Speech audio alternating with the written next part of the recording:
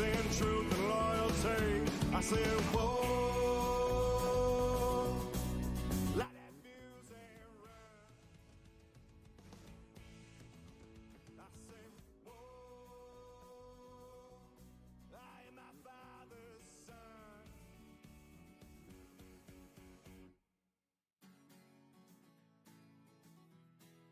Light that fuse and run.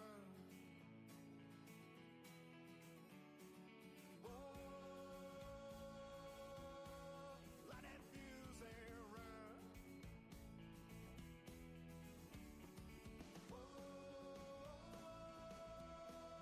Light that fuse and run.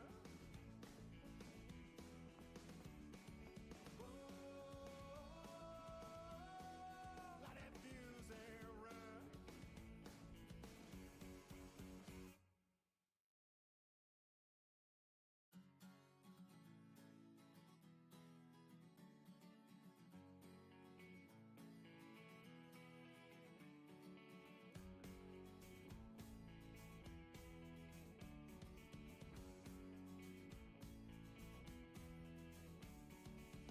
Went off to college, but college done up me. Couldn't get my master's in truth and loyalty. Bang out the buzzword, teaching that blind man to say. You might get the best of him, but sure, never for me. Now, sweet talk to beanstalk, tail jack, go and fetch your bank. Try that and upstate boy, it's a different kind of scene. Went off to college, but college done up me. Couldn't get my master's in truth and loyalty. I said, whoa, light that fuse and run. I said, whoa, I am my father's son.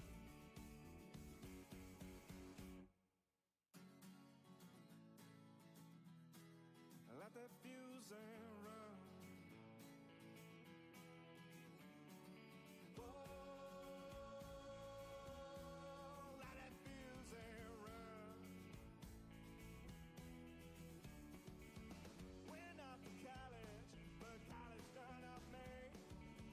Couldn't get my master's in truth and loyalty. Bang out the buzzword, teaching that blind man to say. You might get the best of him, but you'll never fool me. Now, sweet talk to beanstalk, tail jack to go and fetch your bank. Try that and upstate boy, it's a different kind of scene. Went off to college, but college done up me. Couldn't get my master's in truth and loyalty. I said, whoa, light that fuse and run. I say, whoa, I am my father's son.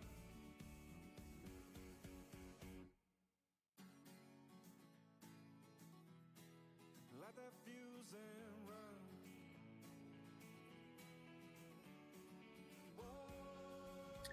Yo, what is up, 24/7 Buff Pandemonium? What is up, Buff fan base? I'm Swank, your host of the K-Gun Report. It's Tuesday, it's 8 p.m. What else? What else could it be time for than the K-Gun? You know, guys, we're going to the divisional round of the playoffs. We beat the Pittsburgh Steelers in a weather game handedly. I've got a lot of great opinions, I think, about that. So does my buddy Jerry. So does my other buddy, Rob Mullen. Scott's out tonight. He had some kid duty, and I think he'll be hanging out in the comments. He already is, man. There he is. So, look at, we're talking Pittsburgh Steelers. We're talking Kansas City Chiefs. We're talking anything that you want to get on about injuries, whatever, man. We're going to hit this intro, and then we are going to get right into it. So here we go.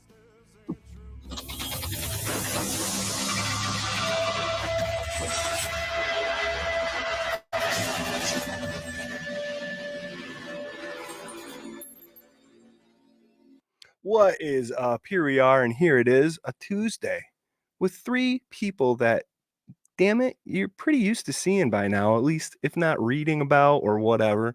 As I said, I'm your host, Swank. Down below, right there is one half of the terrible twinsome, Mr. Jarrod Reed. What is up, Jerry? Hey, Bills Mafia. Hey, 24/7. Hey, Bills fan of the morning, Buff fan of the morning. How you guys doing? It's just an awesome feeling to be sitting where we are right now. After about 2 months ago, we were 6-6 with a 12% chance of making the playoffs. Well, damn it! I should have put 100 down on FanDuel. Nah. But hey, we're on a divisional round. It's exciting. Woo! Let's do it. Oh, that was a Ric Flair, dude. I saw he was at the Buccaneers game looking real haggard last night. Right next to me up top here, you guys may know him from 247buffpandemonium.com/blogs, the cover 2, content creator extraordinaire. We love him so much. Our friend, your friend, Mr. Rob Mullen. Rob, what's going on, buddy? Hey, guys. Good to be with you tonight.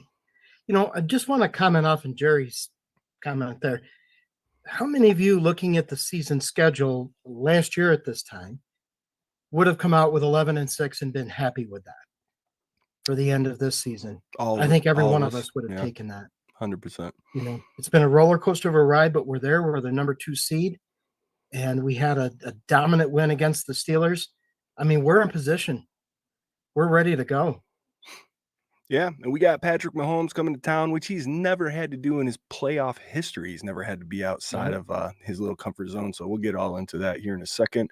Before we do, I want to remind everybody that we are part of the Buff Fan Base Network, and we are so proud to be part of that, the originators of the Bills Mafia. And with that comes along a sponsorship from 26 Shirts. Go over to 26shirts.com. Del Reed and the gang got so many cool things going on, so many great charities. You can actually buy some sweet gear and it will benefit somebody locally in Western New York.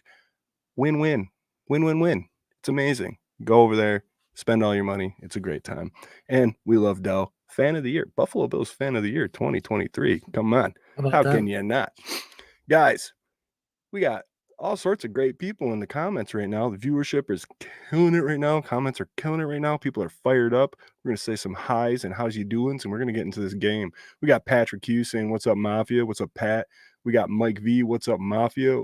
All caps, 5 exclamation points. I mean, I think he's trying to one-up Patrick Hughes. I don't know what's going on. You guys got some beef? Let's figure this out in the comments. John Johns, another one bites the dust. Hello, everyone. What's up, John Johns? Mike V, it's 8 p.m. on a Victory Tuesday. Where else would you rather be than right here, right now? Hell yeah, Mike V. Couldn't have said it better than myself. Thank you, sir.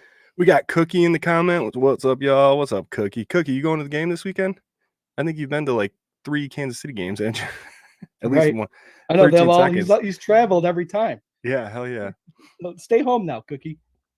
We got Scooter over on X, which we're never calling X ever again, on Twitter. Saying, kill it, guys, go Bills. Hell yeah, Scooter. Stay in the comments with us, brother. Got Josh Williams. Hey, let's go Buffalo. Mike V waiting on some fresh chef meat. I mean, Chiefs meat. Keely, what's up, BKC? Let's go. We got Greg, go Bills. Corey Blaine, what a game. Best game I've ever been to. Hell yeah, Corey. Let's hear all about it, man. What was your experience like? I got some pictures from people having to clear their seats out. It was really funny. Let's see. Doug, woo, happy Domination Tuesday, everyone. Hell yeah. We got Uncle Jane, bring on KC. We got your 13 seconds right here. All right, Uncle Jane. We got Robert. How's it going, Robert? Next, go Bills. We got Buffalo Spartan, Jerry. This is Sparta. Wow, that was really good, That was man. good. That was pretty good. Hell yeah. What's up, Spartan, dude? Oh, it says Mafia, mount up. Time to rock the Ralph. I love it. Patrick says Josh Allen found himself another gear with that 52-yard run and score. The longest run in Bills playoff history. Can you believe it? Not Thurman Thomas. Right. Josh Allen. To say second longest quarterback run in NFL history, I think. Is it really? Yeah. Interesting. In the playoffs, I'm assuming. In the playoffs. Yeah. Let's see. We got Greg. We've been falling off second half as of late. Yeah, I don't know, man. Adjustments, the NFL. What do you guys think about that real quick? Jerry, does it look like we're getting slouchy in the second half? For me, I thought we were going into games a little soft, and then finishing them. Now they're saying the opposite. What do you think?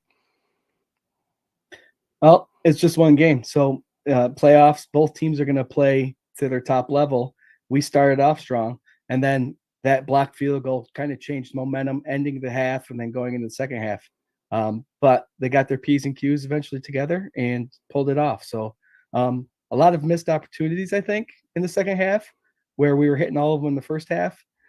Missed a fumble recovery that even the guys outside at halftime were talking about. With I think it was was it Klein that recovered it or something, or Spector because he got hurt. Yeah. You got a knee to the back. Yeah. But yeah, I mean, you look at the numbers. We only scored 10 points in the second half, 3 in the third quarter. So we did start out slow. Yeah, I mean, I don't know. They seem like they're hitting a stride to me. And the Steelers are a tough team regardless. They've always played gritty. They've always played hard defense. I mean, you got to expect somebody like Tomlin with his kind of reputation and the way the Steelers play in general. They're gonna have some adaptations. They're gonna have some modifications. They're gonna come out with a different game plan. The thing is, and I think that what most people have to realize is you have a quarterback and an offensive coordinator currently who can score when they need to score. They can and are able to go down the field and have Shakir score a breakdancing touchdown and go back up those points that you need to go up. Rob, what do you think? Are they hot in the second half now or cool in the second half now? And does it matter? Well, you'll have to bear with me for a moment. I'm having a few audio issues on this end here. Oh, okay. Your guys are sort of fading out, but I think you were saying something about the start of the second half being different than the way the game started. Mm-hmm. And quite honestly, I was a little disappointed in that because you guys have heard me speak throughout the year about keeping Allen in up tempo. Dr. Bruce and I, when we've been to games, we've said it so many different times, even with Dable. Allen is the kind of quarterback that needs to be in rhythm once he's in there. He's into his zone. He makes good decisions, solid decisions. He's good with the football, but you got to keep him in rhythm. And that's what they did in the first half by setting up the run with the pass. Because typically in the last 3 games that we sort of struggled with and won ugly, it just seemed like we were having the most difficult time just getting the ball going. I think they wanted to test to see if they could run first. They had a comfortable lead, and they quickly went right back to throwing on first down, setting up the run, and things really didn't change from there. We've had some drops, and there were just some unfortunate situations, but I can't think of a point in that entire game where we really weren't in control. Yeah. It was just a little change of philosophy offensively in the start of the second half, and they reverted right back to keeping Allen in rhythm. Yeah. Many analysts after the game said the exact same thing.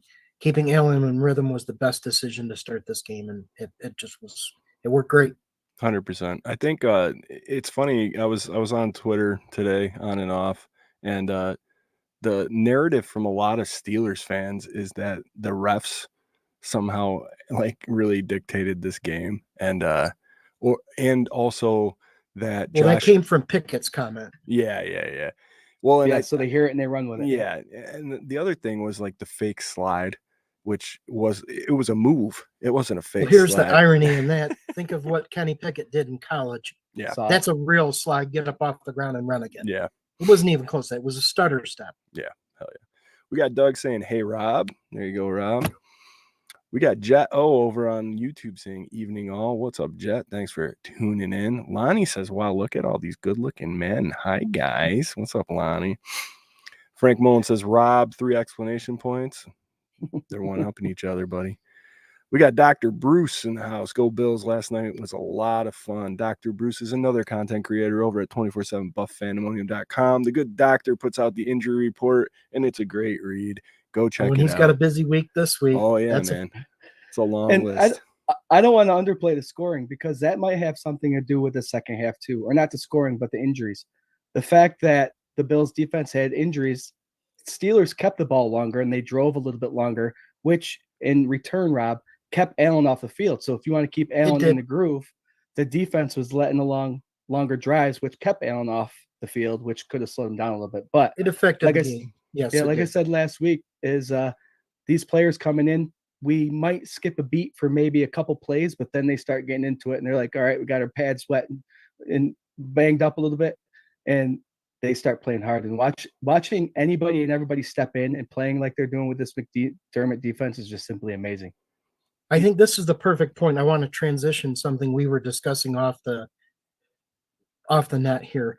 I wrote a piece today, a blog for 24/7 Buff Pandemonium regarding Sean McDermott. And then I really want to touch on this very quickly, but kudos to him and Bean for building what might be the best and deepest roster in the entire NFL. You watch these kids come in. We have backups backing up backups at one point. If that didn't remind you of last year's Miami game in Miami, where it was like a mash unit on the sideline. I mean, we're already without Milano, Trey White, and Vaughn hasn't been Vaughn since he's come back. We were without Douglas, Rapp, and Davis. And then in the game, we lose Bernard, we lose Johnson, Benford, McGovern, and Diggs both had abdominal injuries, came back in, but they were dinged. Spector, as you mentioned earlier, Swanky, and Floyd was also dinged up too with a shoulder, and obviously Sam Martin. So look at the substantial amount of people that needed that. Even Spector had to be replaced. AJ Klein came in, and kudos to the staff on the sideline to get the green dot microphone into his helmet. Yeah, that he's used to wearing. He's the third string. He's the backup. Yeah, the backup's backup. Yeah. They got that in seconds, and he's back on the field, leads the team with 11 tackles, 7 of them solo. I mean, kudos to McDermott and Bean for having a depth unlike any other team, and we've needed it the last 2 years. It's think of the pressures McDermott has been under in trying to staff this team. Yeah. Outside of all the other adversity of 2 snowstorms last year, think about the injury to Hamlin. And then this year, the roller coaster ride we've been on, and now this giant storm, even to the point where I don't know if people realize home teams don't stay at home. They're in a hotel the night before the game for many different reasons, COVID being one of them. So there's a hotel in Buffalo that we stay at. We ended up having to have a Zoom meeting where they did stretches with each other with all the cameras on, making sure everybody, including the practice squad, were doing the stretches. I mean, it's just there's so much on McDermott's plate. Kudos to him and Bean for really having the roster of rosters, and it proved itself by game's end. It's one of those things where, like, you got to give credit to McDermott for the scheme that he's put in place. There you go. It really is plug and play. Anybody with any sort of knowledge of this defense can come in and can be productive. Klein, as the prime example, he had just bought an RV and was planning to head down to the Keys with his family, and instead got called up and led the team in tackles in a playoff. He was actually en route driving when he got the call from me. Like Tuesday. Like Tuesday. We got people asking about Bernard. Uncle Jim, I think, asked what the severity of Bernard's injury is. Dr. Bruce, if you have any insight on this, I did hear that the MRI was negative. We have like a big Fandemonium fantasy chat. Actually, we got like 6 24/7 messenger chats going on, but in amongst that, the X-ray was negative. X-ray was negative. He's going in for but an they MRI. can't do the MRI until tomorrow because of the swelling. Yes. Yep. So we got Lisa John saying, "Hey guys, go Bills." What's up, Lisa? Hey, Lisa. Oh man, we got Jarrod Reed commenting on his own live stream again. It's my favorite part of the show. How was the sound and video for everyone? So far it's good for me. What about you guys? John says good. Yep, everyone's saying good. Casey says, Jarrod Reed, I can't hear you at all. Just turn your camera off. No, I'm just kidding. She said it's good for her too. It's good for her too. Lou RQ, what's up, Rob? Hey, Lou. Let's see. Lisa, hey, Rob, so good to see you. Let's see. By the way, I can't see your comments, so I'm not skipping anybody, but thank you for pointing those out, Swank. BS on the fake slide, not a fake. Yep, drinking my Mad Dog 2020 watching. That's Jim Graham. He is a 24/7 BF OG. What's up, Jim? That brings back some memories. We got Lisa and Mike. What's up, Lisa? How you doing? Woohoo, Buffalo. Oh, man. I threw up the if you're watching on YouTube or Facebook, I threw the link to Rob's article that he was referencing, Coach Speak Playoff Edition, the cover 2 from 247buffandemonium.com. All right, guys, man, so great. Jean-Marc Chaunet, did I get that right, dude? I took French in high school, but it's been like 21 years probably. Drove in from Pittsburgh for the game, so I didn't have to deal with the Steeler fans. Nice, dude. You know, Josh made a really good comment concerning, since they were 6-6 at the bye. Yep. Yesterday, you said they're comfortable because they've dealt with the uncomfortable since the bye week. That's a great statement. Mm-hmm. Mm-hmm. I mean, what a run. They talked about winning out when they were 6-6, but they did it. They're 11-6. Hell yeah, And man. Bill Cowher loved that statement. Yeah. Yes, he does. Very much so. It's just a testament to how this team is built. This team is They're built to do resilient. what they did. They came Yes. in and we are not Miami. Miami and the allure and the fog around them, it's not reality. All right. Maybe that was us, 5-6 years ago, something like that. But this is Right. this is real. They're tried and tested and have moved on and gotten at least to the division round or championship game once. But it just, there's a Would it be difference. fair to say that 9/11, the comments about the 9/11 where the hit piece came out by Tyler Dunn, that the team sort of rallied around that for McDermott? Yeah, I think it was Kinda a made it a combination of all focal that point? stuff for sure. Yeah, absolutely. Jim Graham, I love this show. We love you, man. Absolutely. Jim. Thanks for coming. Thank All you. right, it's 8:20. We gotta talk. Here we go. Look at Bills win. That is right. The Buffalo Bills beat the Pittsburgh Steelers in beautiful fashion. A lot of Steeler fans will tell you that it was so close and blah blah blah blah. I'm gonna give you just a little inside baseball. That game was never close. The Bills came out and dominated the whole time. They were did. 2 scores up the majority of the game. It's a fantasy to think that Mason Rudolph and that offense was going to do anything better than what Josh Allen and our offense was going to do. So the reality of the situation is 31-17, Bills win. They move on to the divisional round. Jerry, tell me, man, what did you like the most out of this defensive performance for the Buffalo Bills against the Steelers? Oh, that's an easy one for me. It's Caveman Klein, Elam. Kyer? I just murdered Kyer Elam. Oh. Yep. Just these players that came in when their number was called and just showed up.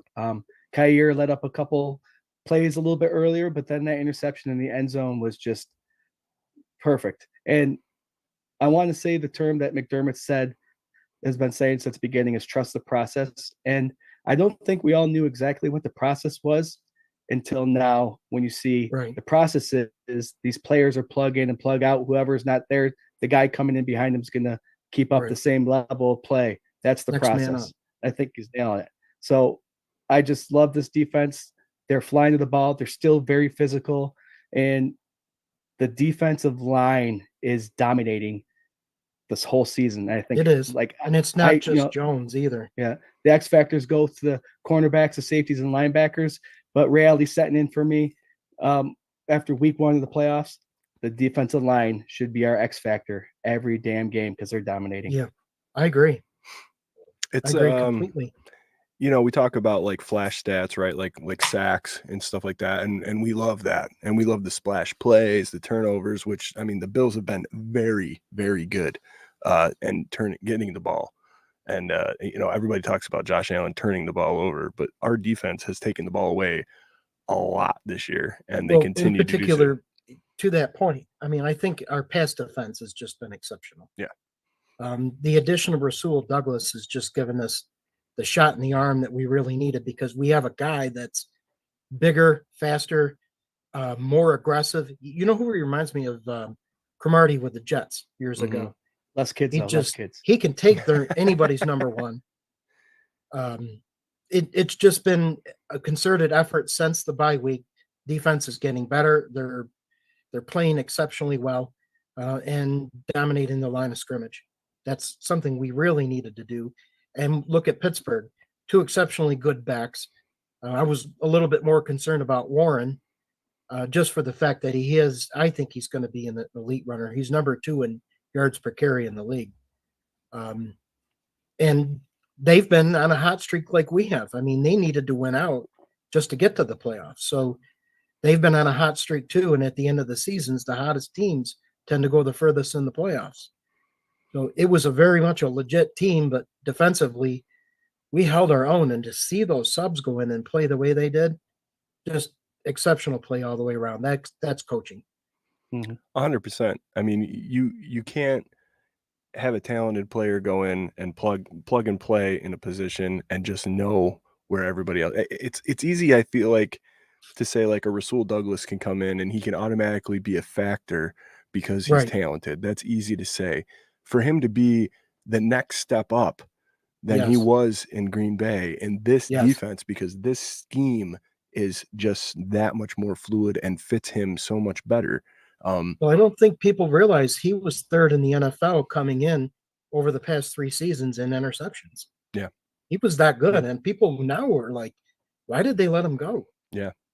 Green Bay's got to be kicking themselves. I mean, must be. And Patrick Hughes, where was he? He said, we need him back this week, and we absolutely do. And I think that's a real big possibility. I mean, they announced today he's playing Sunday. Nice. Very cool. I did wanted to get into something. I'll wait until we get to the offensive side of the ball here. For me, defensively, that line monster. Eddie O, first play out of the gate, coming up big with a swat. He's earning all of his money. You got Groot back there. There's just all those linemen. Like what I was getting at with the sack stat is that they didn't get to the quarterback a ton, but they pressured him plenty. Oh yes, they did, and they forced a lot of errant throws. And again, that's Mason Rudolph. But Mason Rudolph, man, they were trying to throw stats out there like he was the hottest thing since sliced bread these last 2 weeks. So good on shout out to Tim Settle. His game has come around. Yeah, the depth has really, really just been tested, and they're coming out on top, so it's great. Yes, they are. Rob, I'm going to shoot it back over to you. What did you like offensively that you saw from the Bills yesterday against the Pittsburgh Steelers defense? We only have an hour or so. Just trim it down to a couple minutes. We got to talk about the Chiefs too. Full of everything I love, but I really want to start with Allen. It was an exceptional game by Allen all the way around. And I'm just gonna do this without even bothering with the stats. Keeping Allen in rhythm, and you're gonna hear me say it a million times, is the key. And once he's really into the game, he's gonna be really difficult to stop. I mean, he finished the game. What was the stats? 21 for 30 for 203 yards. That sounds pretty meager. But how about 8 rushes for 74, 1 TD off the rush, 3 passing TDs, 0 turnovers. Yep. Mm-hmm. He was great with the ball. He was very decisive. He went through his progressions properly. And before the game, you remember I was hitting on pass protection is going to be the key because they're going to send the blitzes. Allen faced 60% blitz rate yesterday, the highest in the NFL the entire season. 60%. Yeah. Not a single turnover. They came at him with everybody. Corner blitzes, safety blitzes, extra linebackers, you name it. They came after him. And wow, how about that 52-yard touchdown run by him? Yeah. And you know what might be even more impressive is in the fourth quarter, the final drive for the Bills, that third and 30-yard run or something that he had. That was maybe even more impressive than the 52 just because of the urgency and the focal point of him carrying that football. Just what a solid performance by Allen, and the play calling I thought was really good too. I think we went right after Pittsburgh, found their weaknesses, and what an impressive performance all the way around. And I got a shout out to Morris. I don't know if you go through the all 22, what you're going to see is him taking on Cam Hayward by himself. Mm-hmm. He dominated. Morris was impressive. And look how Brown has really come around. Mm-hmm. He was not only taking care of the end, he was chipping back, helping Torrance on the inside. They gave him all kinds of time. Exceptional. Great game plan. Great all the way around. Not so reliant on the run, but mixing in the run when we needed it.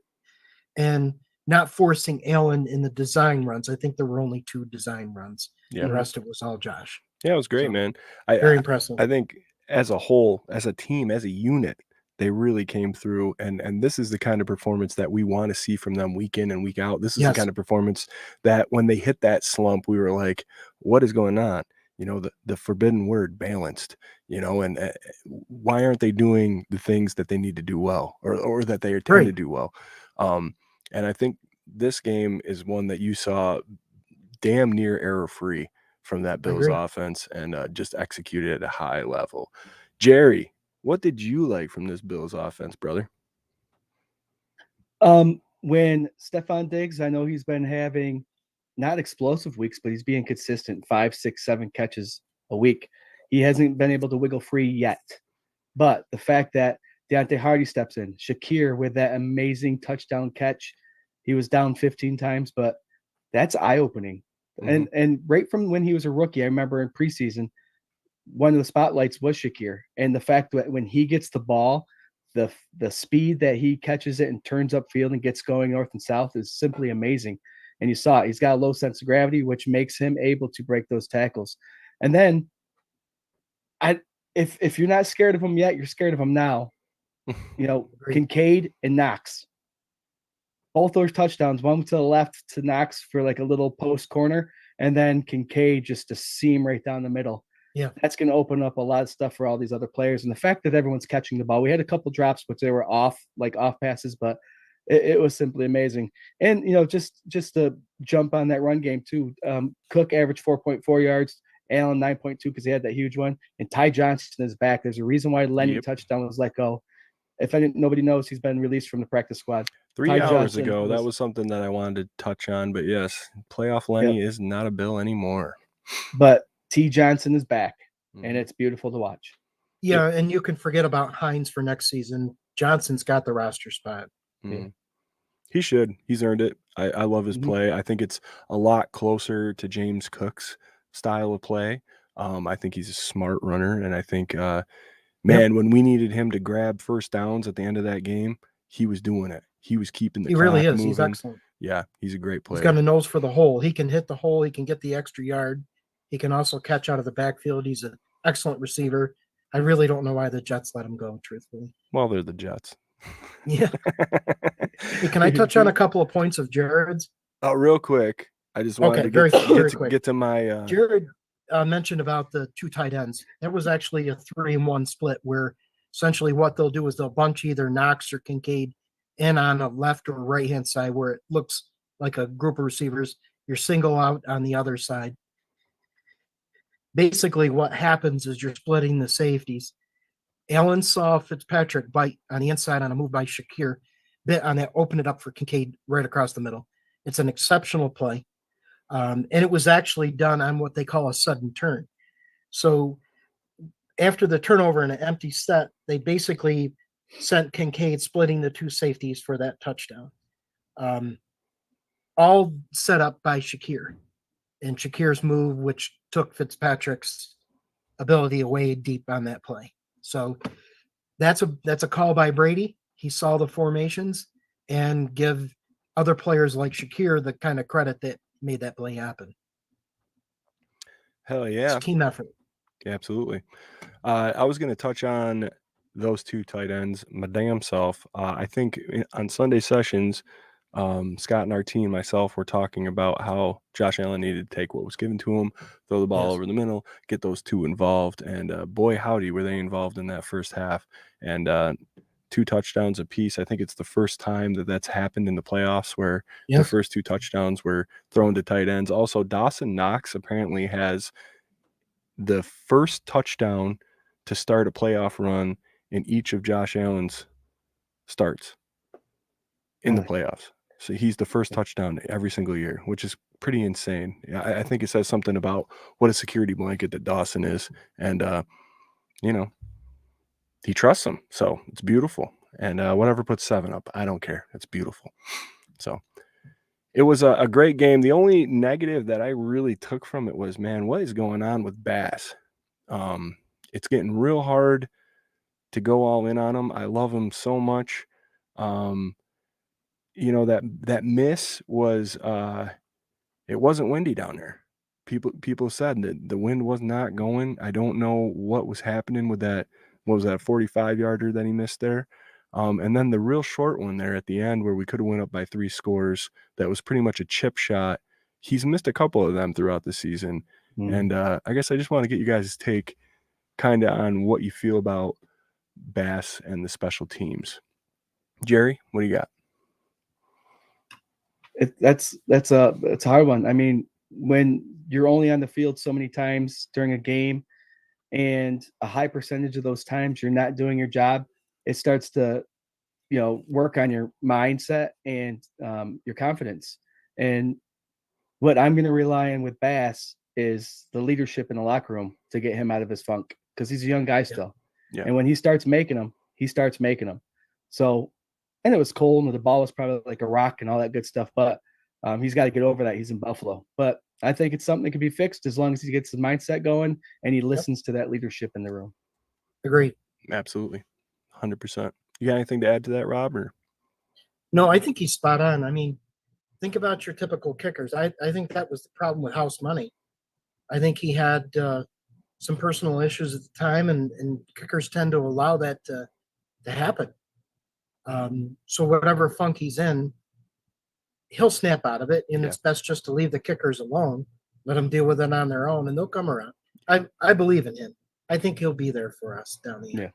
He has in the past, and that's what I'm holding on to, and I love him. I love the kid to death, and I think there's games where he has ice water flowing through his veins, and he's just Mr. Cool, man, getting them game winners, and it's no thing.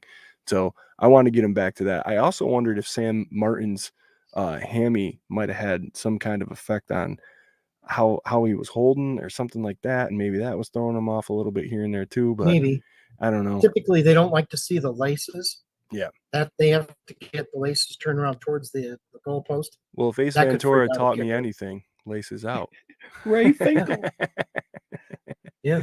Who knows? All right, guys. He'll be all right. Yeah, he'll be fine. All right, guys. Here we are. It's 8:35. Don't forget, we are part of the Buff Fan Base Network. Go follow everybody at Buff Fan Base. Go get them. As in part sponsored by 26 Shirts. Go to 26shirts.com. See what Del Reed and the gang got going on for you. Lots of cool stuff, man. There was a shirt. I can't remember it now. What a dummy. I'm plugging it, and I can't remember the shirt. But they just put one out that I was thinking about snatching up my damn self. But just go check it out, and then tell me what shirt I'm thinking of. That'd be good for you. We got Bruce McKellar, Dr. B.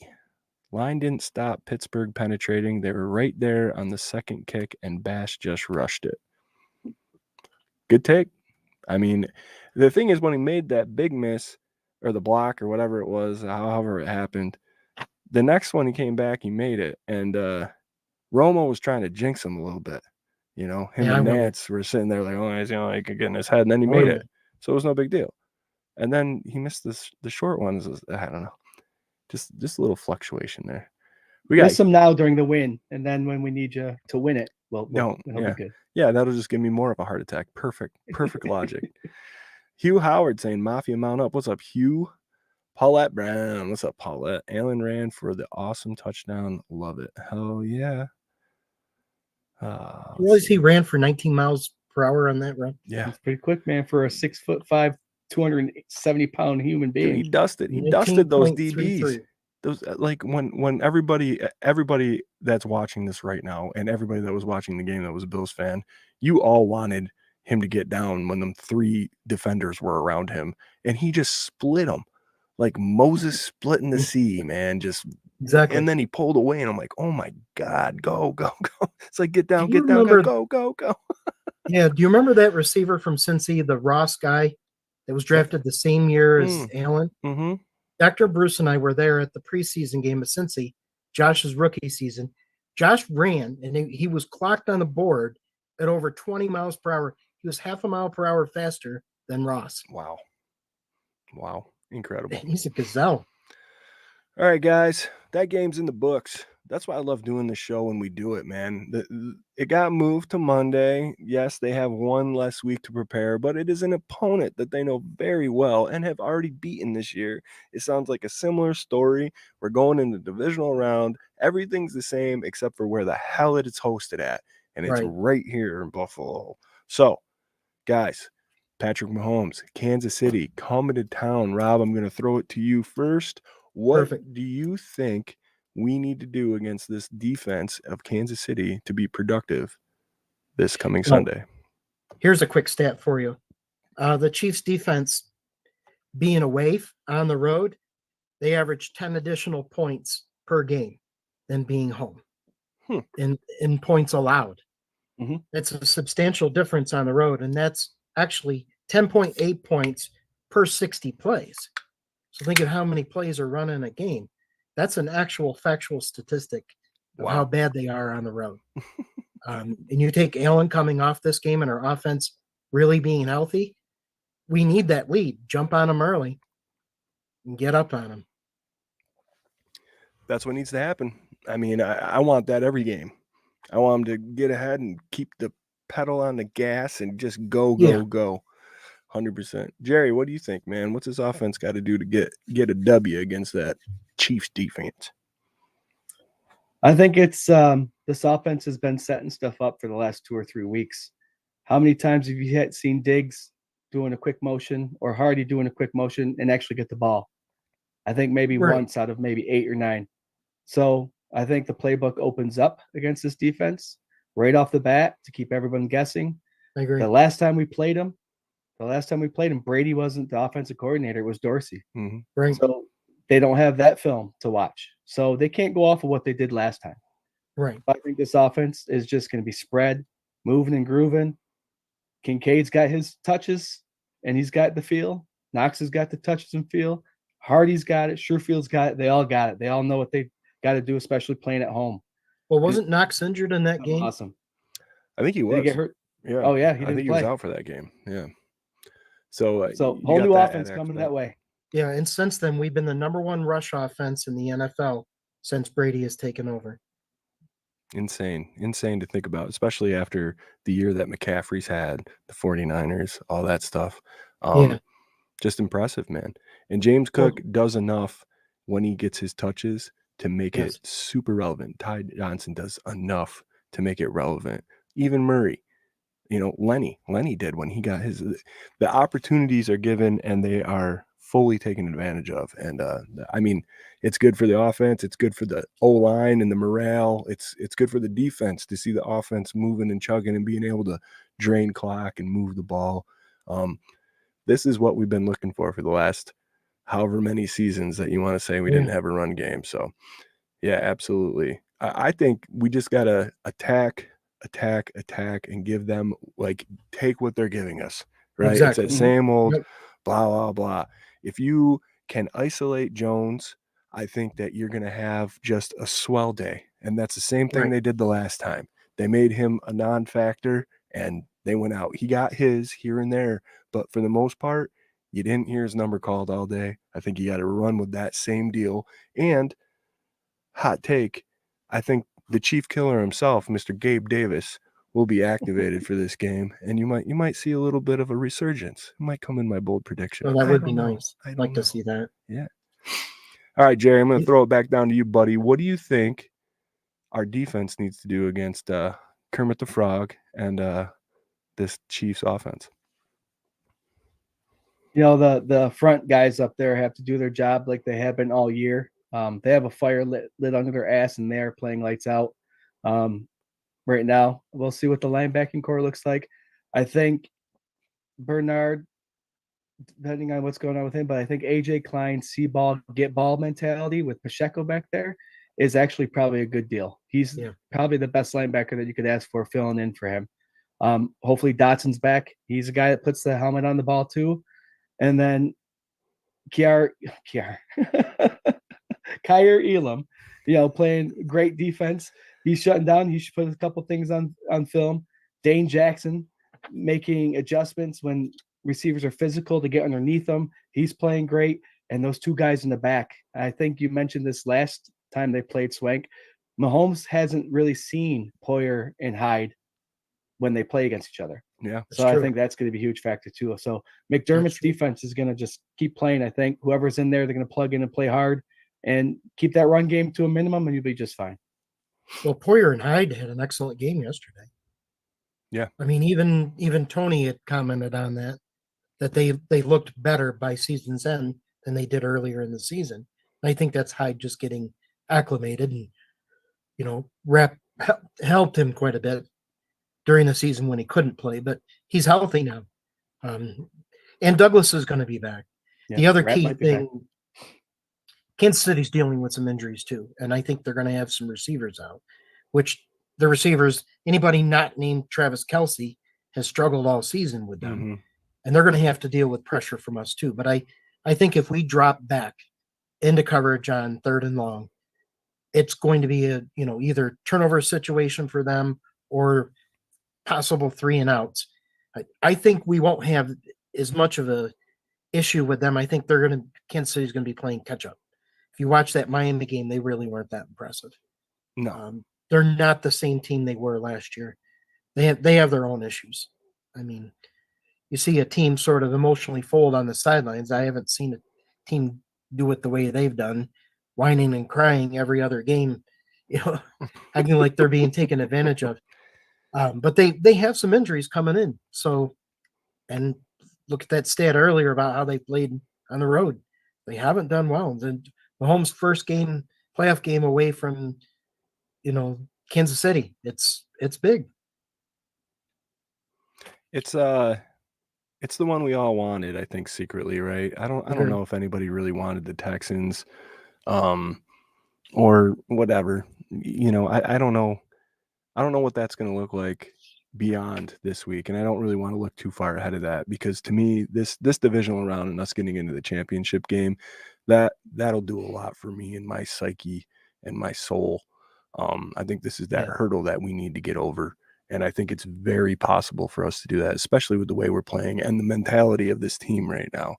Yes. For me, I think somebody said it in the comments. Maybe it's Patrick Hughes, somebody. Well, Lisa says take out Kelce. Yes. Him and Pacheco are the only 2 offensive threats in my mind, aside from Patrick Mahomes. And Patrick Mahomes can do everything that he wants to and get the ball to anybody not named Kelce, and there's a 50-50 shot that they're going to drop it, and that's the fact. Like, these receivers have lost Kansas City more games than any other part of this team.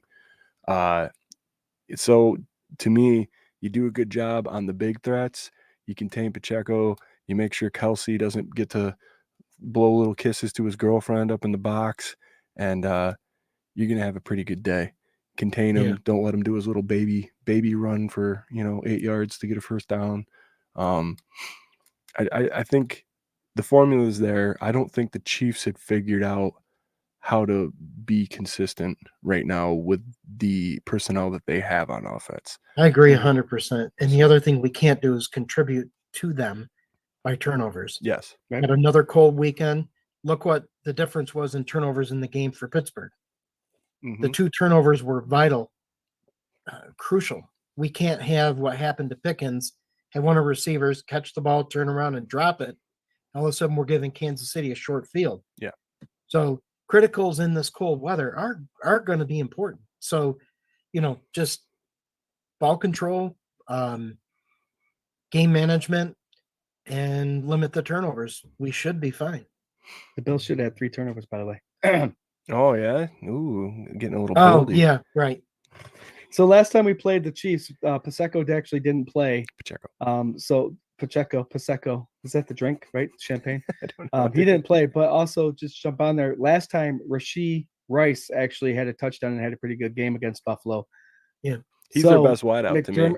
Yeah, McDermott will notice that. He'll notice that he had a good game against Miami, so they'll see that that's part of the game plan. So I think you see it, you adjust, you make you put the players in the right spots, and that's what's going to lead to the win. And like I said, the Kansas City defense hasn't seen a Brady offense yet. So no, I think the big thing you want to take away from this game, because there's going to be a lot of yardage on both offenses, is between the 20s. Let Kansas City have everything they want between the 20s. Drop back in the zone. Just prevent the big play and keep them out of the end zone. That's really trade touchdowns for field goals. I would take Bills all day in that scenario. Hell yeah.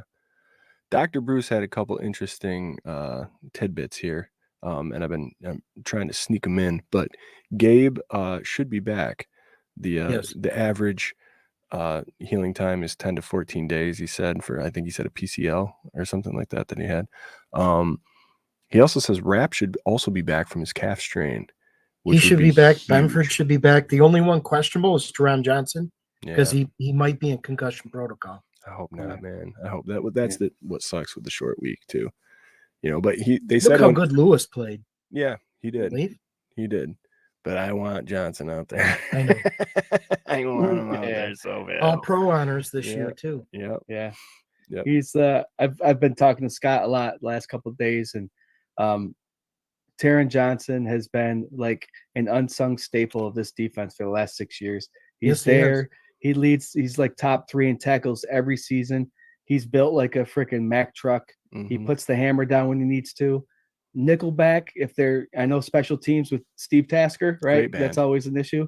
This nickelback corner should be recognized beyond what he is right now because he's the best. He's the best at it.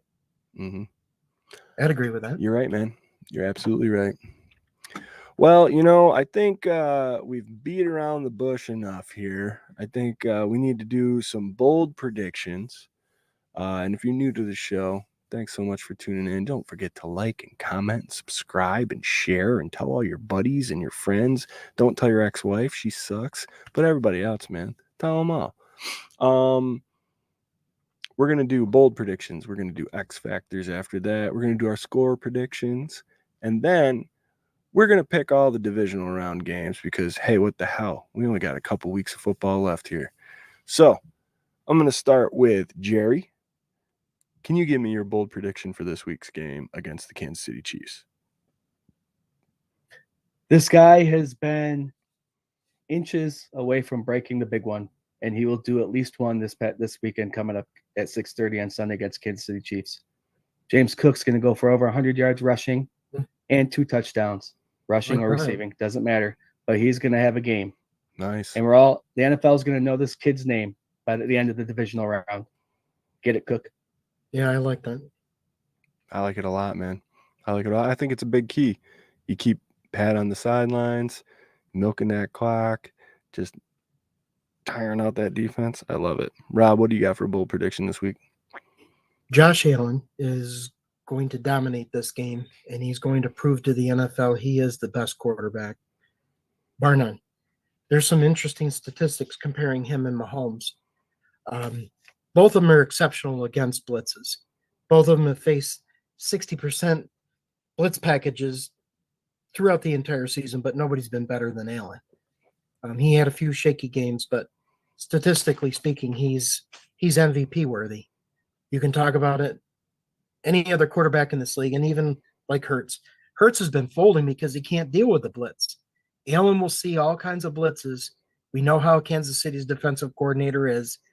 He's going to have everything sent at him, but he's going to persevere, and he'll find the guys. Just keep him in rhythm, keep him motivated, and prevent the hero ball bit turnovers. So, honestly, bold prediction is Allen has a game of games and proves to the NFL he's the MVP. Goosebumps. Ooh, I love it. Everything got a little hard on. Wow. All right, Jerry. It's that kind of show. It's a good thing it's 8:52, man. I love it, man. Love it, Rob. I love it. I'm going to switch sides of the ball, man. I'm going to defense for mine. These guys that I was saying, they didn't get the flashy sack stats this week. They're getting them this week. Eddie O, your boy, he's getting 2. Also, as a bonus, your boy Leonard Floyd, 2. And Patrick Mahomes is going to be on his back 6 times this game because they're going to just keep him right there where they want him and torch off on him when nobody's open. So, yeah, that's what I want. Set the tempo, dominate. You bang Patrick Mahomes around for a little while. Watch those balls fly. They are going to be off target. and they're going to be in his face. And there's a lot of dudes that were here for 13 seconds, and they want a piece of this guy. So that's my bold prediction. D-line going to eat. Rob, More chills. what is your X factor? Lines of scrimmage. Without question, we're going to put the pressure on him. Following up your comment, without question. But offensively, got to consider that this unit that the Bills have put on the field this year, when McGovern went out for the brief period of time he did, it's the first time all season we've actually had a lineman off this group off the field. Mm-hmm. They've been together the entire season. They've stayed healthy.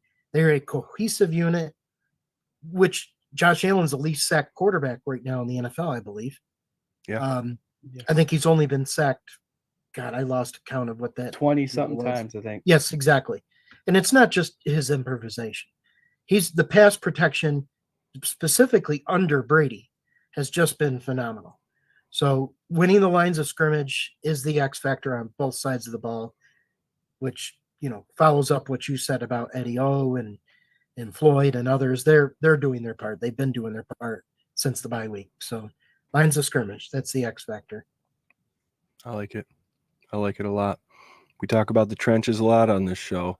It's not the sexiest, but god damn it, it wins football games all the time. Jerry, what do you got for an X factor, brother? Yeah, I think I'm pulling a little bit of Scott vibe here and going with the trenches as well. I know we hate to double up on people's X factors, Yes, we do, but I'm going to because, throw. you know, I'm it's going to throw usually a what player the out lead there. on is. Oh, you're going to put a lead. Okay. Good. Ready? Yeah. Osiris Torrance all right. is going to be coming into the Kansas City game for the second time in his young career. This young guy has been playing lights out. Now he's going to be facing Jones again. He's seen him. Let's see what this young guy can do. And I think he might be the guard who opens up these gaping holes for James Cook to run over 100 yards rushing. I agree. All right, you saved it. I guess you saved it because you named a person. I love it. Osiris Torrance, also the only player on the Buffalo Bills that has played every single snap all season long.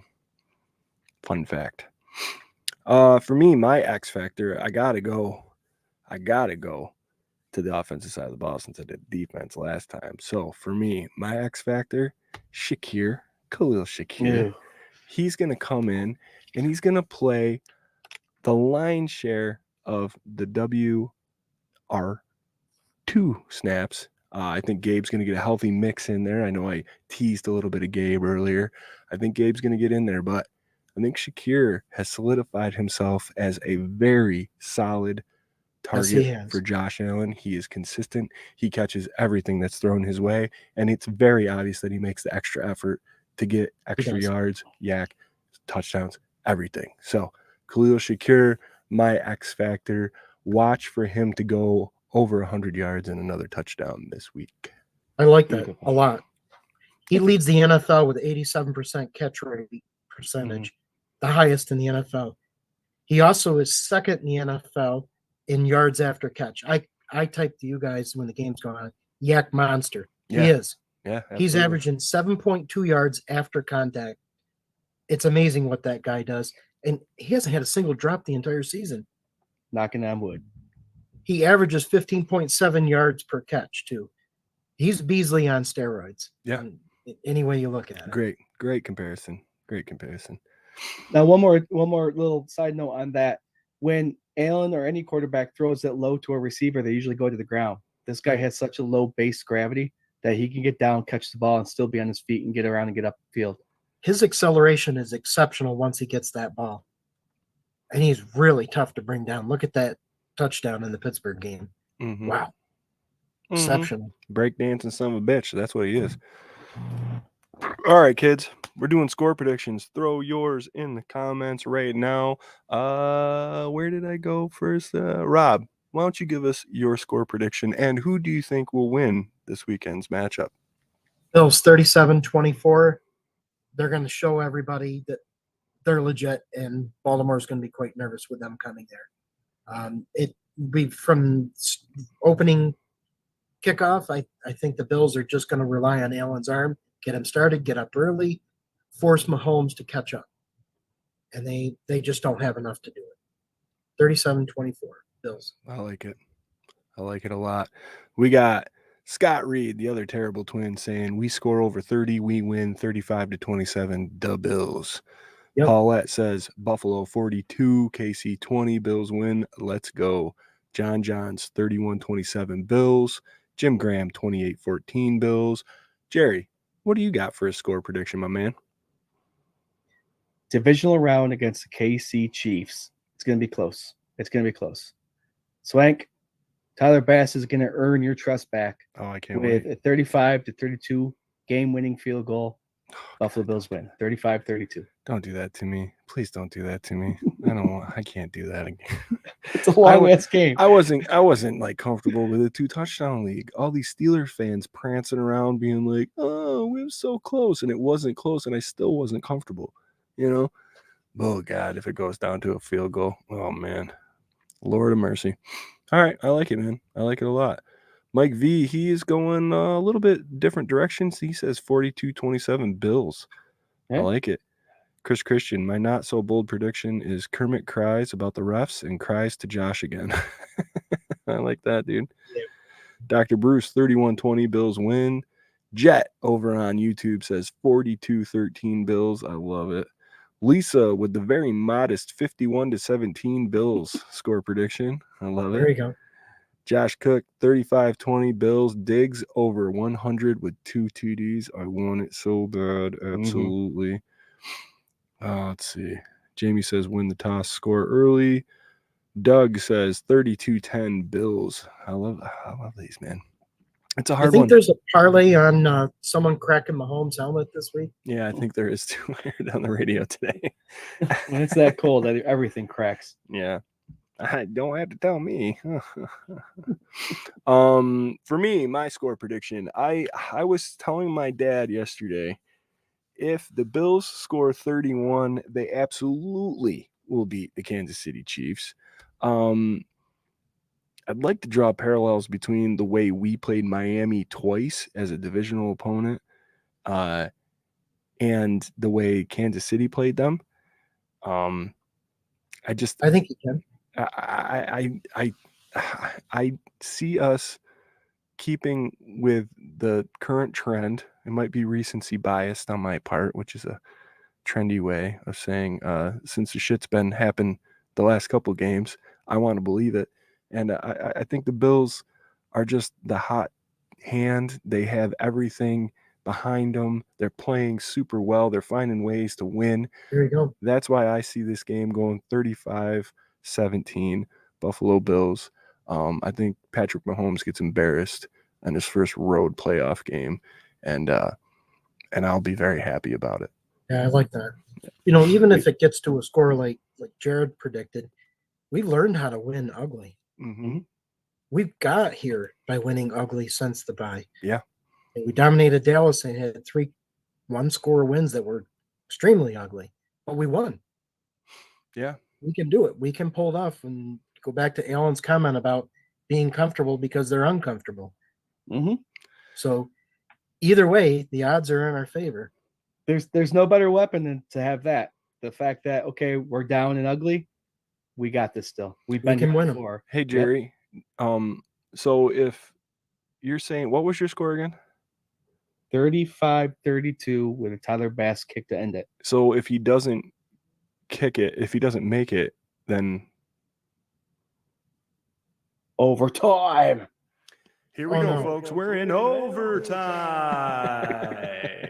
Yeah, what was We call Josh's that- thing? We call that an underhanded softball pitch here in the biz. I knew that's where you're going. No, there won't be overtime. Bass will end it before we get there. There we go. I like that. Nice. Dr. Bruce, thank you for giving me the it's overtime cue. I was not watching at the at the clock there when we were talking. And if you don't know, we go into overtime because we're unprofessional and we like to talk about the Bills, and we go over 9 o'clock sometimes, and the fan base and Justice put up with it because we're all friends and they love it.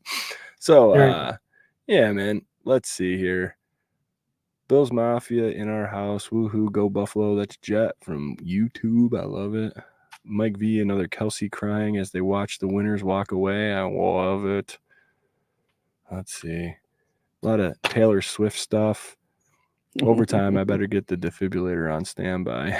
Did you hear that they're Mafia is planning some sort of bonfire of Taylor Swift items in the No, parking lot? no, I didn't. Mhm. I didn't. There's something going on now. I was reading this earlier. They're People gonna- are getting together. They're going to get a bunch of Taylor Swift records or whatever. They're gonna Burn 'em in sacrifice the it to the parking lot. pit. Yeah. I don't know. Sounding crazy. All right, guys. Let's do this a little bit. Let's pick these other divisional games. How about that? Play along in the comments. You guys have been killing it, by the way. Viewership, amazing, awesome comments, just making me laugh, making me cry. It's like the feel good live stream of the year. I love it. Let's go right here to the AFC, the other AFC game. Texans at Ravens. Ravens, number 1 seed, had a week off. Jerry, you're smirking, so I want your take first, man. What do you got? Texans, Ravens. Both teams are hot. There's one team that took a week off, though. I don't know if that's going to be detrimental or not, but Houston is on fire. Maybe I like to see Houston winning this because I'm a big Devin Singletary fan and always have been. So, and also if the Bills win, we'll host that Play FC Championship Well, game. exactly. Yeah. Houston over Baltimore and a surprising last-second win by Houston, and it's going to be great to watch. That'd be great. Yeah. Another Houston. field goal at the buzzer. Is that what you're No, calling? this Devin Singletary is going to run it in for a 5-point lead, and they're going to win that way. Hey, I like it.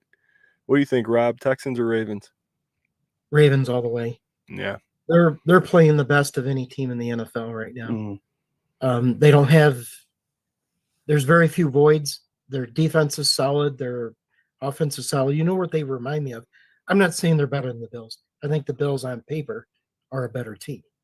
But as far as what they're playing, they remind me of the 89 49ers, where they were the number 1 offense, number 1 defense in the league. They got that kind of combination going on. And I would rather see us go into that game as an underdog. We play so much better when we're underdogs, when we need something to prove. I just would rather see that. Now, preferably, yeah, let's host Houston. I would love that. But I think Baltimore is going to remind everybody who they really are. I think they're going to walk on Houston pretty solidly. There you go. All right. Jet says Texans. Jim Graham, Texans. Chris Christian, Texans, 27-21. Paulette, Texans. Dr. Bruce, Texans, 31-28. No, there's optimism there. Josh Cook, it's been 3 weeks since Lamar played. Good point, man. Oh, good. yeah, point. true. Well, that's a great point. Scott actually. Reed, AFC Championship, Texans at Buffalo. Championship for the NFC, I'm going to guess. Green Bay at Detroit. Mike V, Ravens will probably win. There we go. Charla, Ravens come out slow because of too much time off. She's going Texans too. Oh, man. Robert, Ravens. John's, Texans. Jet, one name, Stroud. Lisa, Texans. Damn. Listen, I don't want to go homer on it, but the fact of the matter is I don't think Lamar, like I like Lamar, he hasn't really shown you anything in the postseason. Like, but don't you think that's a part of their offense? Much like I think what Brady's trying to do with Allen, sort of take the weight and pressure off of him. So they're finding more ways to make this happen. I mean, they went from the number 1 rush offense in the NFL when, you know, they had our old coordinator there. Forgive me, I can't remember his name. Greg, but, whatever. Yeah, so they're not really relying on his feet; they're relying on his arm, and I think he's had a somewhat of an MVP season, even though Allen's stats are better all the way around. But as a unit, they're cohesive. If you watch that San Francisco game, they really looked good. Yeah, they really looked like the team, and I think that's what you're going to see against Houston is a quick reminder of what they really are. They're healthy, they're deep, and they're playing good on both sides of the ball. Greg Roman. Thank you, Scott. That's it. Greg. Yeah, I agree. I agree with you. And again, I like Lamar, but I think Josh Allen has accomplished more in his career than Lamar has, aside from anybody else. Than anybody. Anybody else. So to me, there's certain quarterbacks that get slack for not accomplishing certain things but being good in other places, right? And my example for this was always like a Phillip Rivers or like a Jay Cutler, where like people were like, if he had XYZ, he'd be the best quarterback in the world. That's a great point. So for me, Lamar, I love his personality. I love his play. I think that his postseason record is lacking. I think his attendance, his availability has been 50-50 throughout his career. And I would say that he doesn't have the leadership background that a player that's been in the league as long as he have, a la Josh Allen. Right. He doesn't have that postseason leadership capability because he really hasn't been there enough, and he doesn't really know how to win in the playoffs yet. Now, maybe this scheme that they have with Odell and Zay and the balance that they've struck, maybe that's different. But I'd beg to differ that, I mean, aside from like the 49ers, I don't think I'm super impressed with how they've beaten certain teams in any other different way than we've beaten certain teams during the regular season, like Dolphins, whatever, all that. I think you're spot on there. So for me, I think I can see a scenario where Lamar gets a little lost and it gets in his head a bit. And I think the reason the Texans are dangerous is because Stroud, they got nothing to lose. They weren't supposed to be anything. It's kind of like when Tyrod made it, broke the drought with McDermott, and it's like, well, holy shit, we're here, so let's see what happens, so, right. Could go either way. I'm interested to see with the rest and everything else, but I'm going to go with my heart. I know this has been a long little diatribe I went on here, but I'm going to go with my heart and say the Texans eke it out, and we host that divisional game or the championship. That would be amazing. That's what I want, so why not? That would be amazing. Let's move on to the NFC. Oh, go ahead, buddy. No, you're good. It was really, when you thought about the scenarios early on before this wildcard weekend, that was the path that we were hoping the Bills would take. Yeah. Got us to the Super Bowl. Yep. So good points. Absolutely. All the way around. I'm not scared of anybody here. I don't think. I think the Bills can hang with any of these teams. So let's just get past the Chiefs and see what happens, I guess. But yeah, I want to see. I think it'd be interesting if the Texans won. Let's go to. You guys want to go Niners, Packers, or Bucks, Lions first? Packers, Bucks, Lions, sure. All right, go ahead. Bucks, Lions. Rob, who you got? Lions. They're great at home. I love it. Just simple as that. I think it was a freaky game that Tampa got hot against a really sluggish team in Philly. Yep. And, Mayfield had a career day that he's the most inconsistent quarterback in the NFL, in my opinion. Yeah, dude. Yeah. I got to look this up really fast while we're sitting here. It's 337 for 3 touchdowns. Is that what he got? What he had? Yeah. What I wanted to see was this one, the completion attempts, 22 for 36. I know. Damn near 50%. The kid, when I'm looking at him on the screen, it's like either it's this most perfect dime that nobody, only a few people could do, or it's way off. Totally. Another zip code. Yeah. So, I mean, but he played a hell of a game. I love Rashad White. I don't know. Philly gave up. Philly threw in the towel halfway through that game. They looked horrible.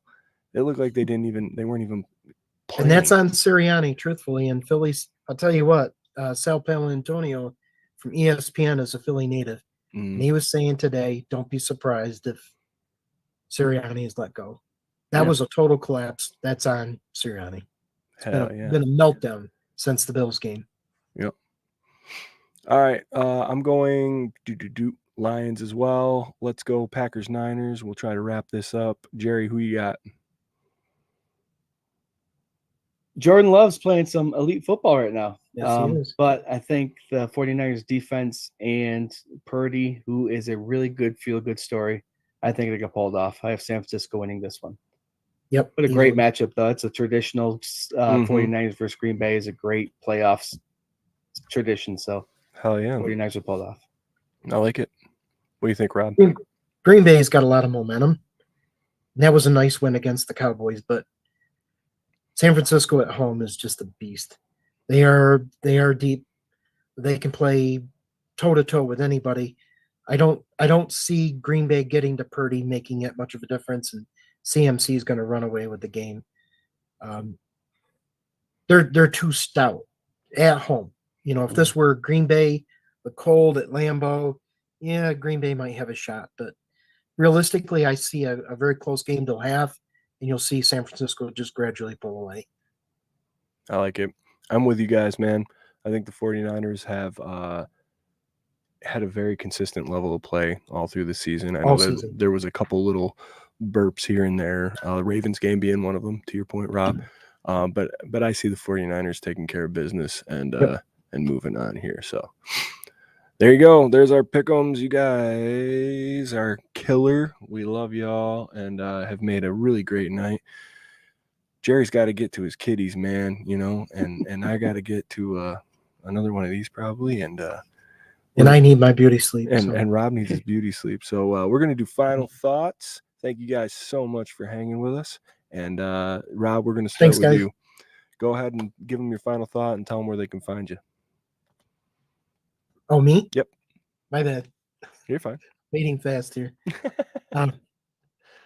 No, just it's been an amazing season, guys. And again, if you got time, please hop over to the website and check out the extended version of what I talked about earlier about McDermott. You all know that I'm a little critical of him at times, but when credit is due, he's deserving. What he and Bean have built for us here is really special. We have an amazing fan base. You guys are awesome. Thank every one of you for coming out and doing your part at the stadium this weekend. You guys were awesome. Coach acknowledged that at the beginning of his press conference. You guys are the best, and we love you here. Go Bills. Hell yeah, Rob. Thanks for joining us, man. Love having you on. Big Jerry Reed, man. Take us away. I know you got something prepared. Let's get this going here. No. The regular season's one thing, but the playoffs are another. We saw it this past weekend with Shakir with a big play, Ethan with a big play, Kincaid with a big play, Klein with a big play. This trust the process thing is real. And like I said earlier, it finally makes sense to me. Every 53 players on that team trust this process and they're part of it. This week against Kansas City, let's see what other pieces step up for this win. I can't wait to this game on Sunday at 6:30. If you're there, cheer loud. If you're not, cheer loud. It's going to be one of those games where you have to keep the positivity until the clock reads 0-0. Tune in Sunday. Swank will get to that. And I hope to talk to you guys Tuesday as we're going on to the AFC Championship game. Goosebumps, baby. Let's go. It's playoff time. Love y'all. Go Bills. Well said. Hell yeah. Guys, man, wow. What a night. What a weekend. What a win. I say it almost every week. Cherish these moments, man. You know they are fleeting. They don't happen all the time. We went through 17 years where it didn't happen. Now there's some other teams that are kind of going through a similar thing. Just be lucky that it's not us, man. We got Josh Allen to watch. You know, we got this defense. We got Stephon Diggs. We got legacy players that sometimes you don't even realize you're in the presence of greatness while it's happening, right? And it'll just fly by. Like, what are we 6 seasons in already for our franchise quarterback? I mean, where the hell is the time gone? So just slow down, enjoy all of these games, man, and appreciate it because it's a special time. It's a very special time. So with that being said, man, you can hang with us every Tuesday night right here at 8 p.m. Eastern Standard Time for the K-Gun Report. We're on Twitter, Facebook, YouTube, everywhere. Buff fan base, blah, blah, blah. We also have Sunday sessions. We'll be going live on air this Sunday at 5 p.m. for your pregame inactives, takes, all that. And that's myself, Scooter Magooter, who looks just like this guy down here, and our boy RT Ryan Thomas from the Thomas Takes Sports Podcast. So get in on that and have a good old time at kickoff, right before kickoff. I also wanted to leave you guys with this. You can follow me at Swank 24/7 BF on Twitters. And I just put a poll out based off of yesterday's Sunday sessions, which was actually a Monday, about if you absolutely had to, who would you rather have dinner with, Chris Collingsworth or Nick Wright? It might interest you guys to know there's 14 hours left on this poll after 599 votes. Chris Collingsworth is leading the polls right Really? now. There's 46 very entertaining comments. People saying they'd rather starve to death or eat their fingers. There's a lot of great stuff on there. So give me a follow and check that out, and make sure you vote in the worst dinner ever poll. And we have a lot of fun over here at 24/7 Buff Pandemonium. Don't forget to check out the cover too, 247buffpandemonium.com/blogs by our boy Rob over here, and the injury report from Dr. Bruce. Same place, same location. Man, down the Chiefs. Go Bills. That's Go right. Bills. Go Bills. Go Bills.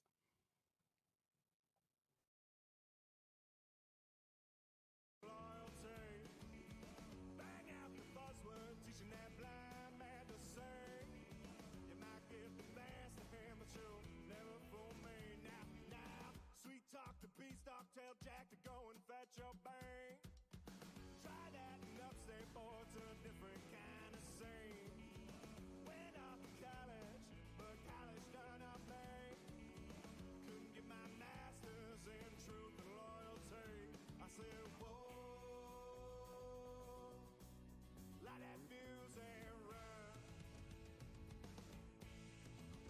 I say, whoa,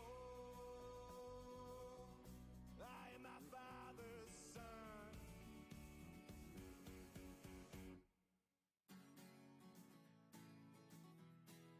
Light that fuse and